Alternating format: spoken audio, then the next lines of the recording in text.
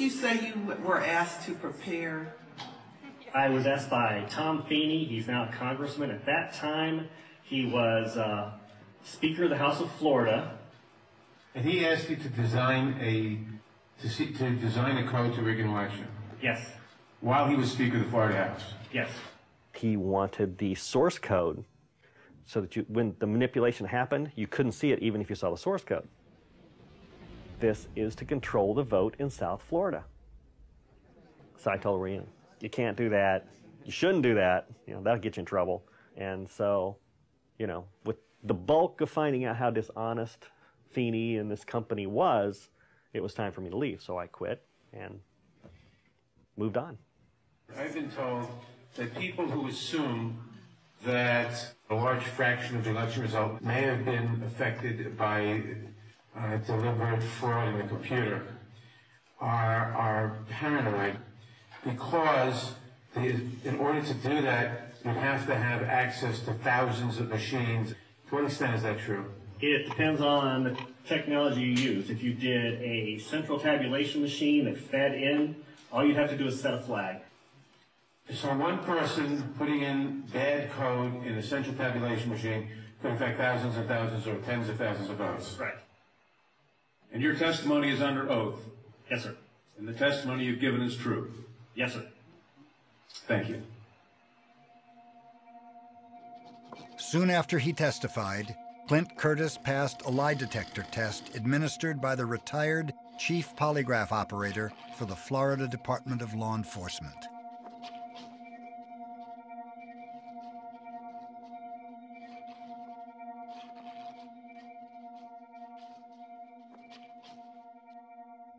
If software to manipulate an election can be developed, has anyone proven that it can be installed and actually used on voting equipment?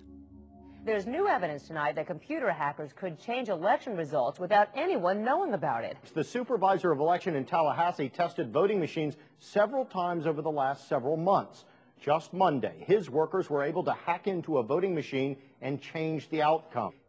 The election protection group blackboxvoting.org worked with voting official Ion Sancho to conduct an experiment on the security of voting machines.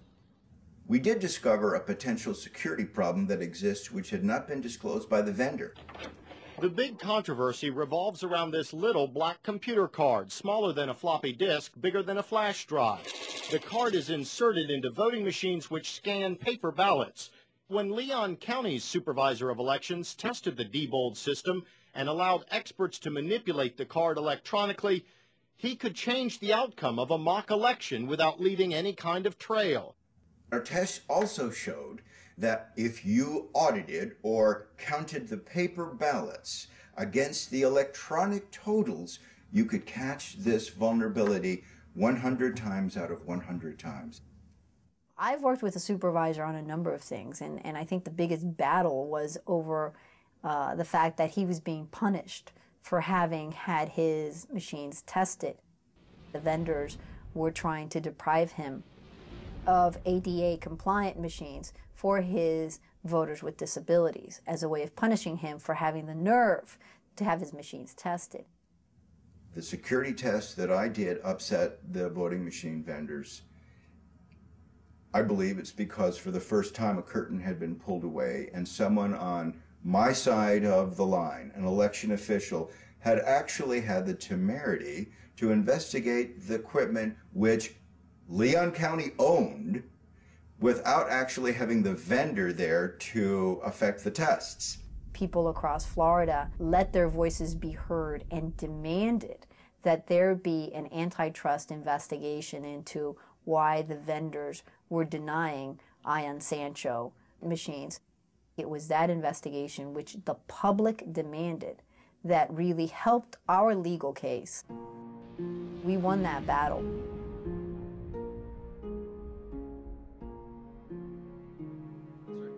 In 2006, scientists from Princeton University replicated Ion Sancho's findings. They proved that it is possible for one person to insert fraudulent software on many Diebold machines with a single installation. But how technologically savvy do you have to be a hacker to do this? I mean, you have to be able to write computer programs. Yep. Which a lot of people can do. Sure. You need to be able to open up this door on the side, which anybody can do, and that's about it. Let's see how it works. In advance, we prepare a memory card containing our malicious software. When we get a few minutes alone with the machine, we first open the side door. We remove any memory card that is already in the machine and insert our prepared memory card. We press the power button to boot the machine. We remove our memory card, replace any card that was there before, and close the door. Our malicious code is now installed on the machine. The total elapsed time is less than 1 minute. The computer virus went and switched the votes inside the computer's memory. And when you see this result, what you see... Hackers would have had to have done this before people voted. They would have had to have infected it with a virus, and then it skews the results. Before Election Day? Oh, my goodness. Anytime before Election Day.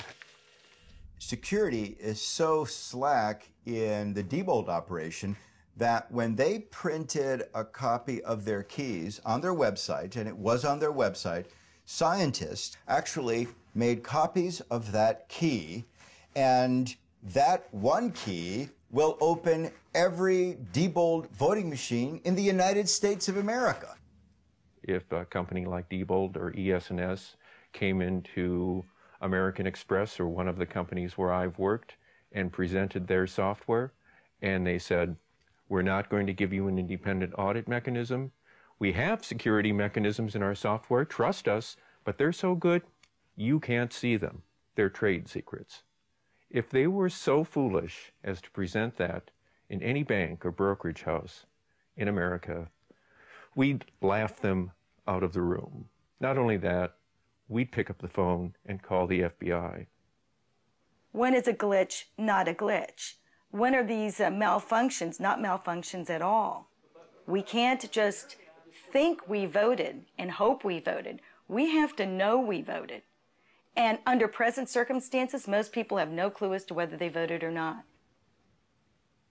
It's little known that the Department of Homeland Security issued a security bulletin saying that a known vulnerability existed in this software. Were elections run in 2004 on equipment that was known by the Homeland Security to be vulnerable? Yes, they were. There are more than 20 voting machine companies in the United States, often with overlapping ownership, financing, staff, and equipment. 2 of these companies electronically tally about 80% of the votes in our elections. ES&S, Diebold, they design, program, service, repair, maintain, and have virtually exclusive proprietary control of the machines that count our votes. Private companies have to take their software to other private companies and pay them for reports which tell them that their equipment works fine. And if they write reports which do not indicate the equipment is fine, they don't get the company's business. So this privatized process that we have supposedly set up to protect America's voters' votes, in my opinion, is a sham. Unfortunately, the U.S. government has taken a completely hands-off approach to this issue. And you have voting machine companies who are out just avidly and aggressively lobbying every public official who has anything to do with the process to get them to buy these machines. When I came on board as the director of the Board of Elections, a representative of Diebold Corporation came here to my office, and in the course of the conversation, he pulled out his checkbook and said, I'm here to write you a $10,000 check. Who do you want me to make it payable to? And I said, well, you're certainly not going to make the check payable to me. If you want to make a contribution to the County Republican Party, I'm sure they'd be grateful.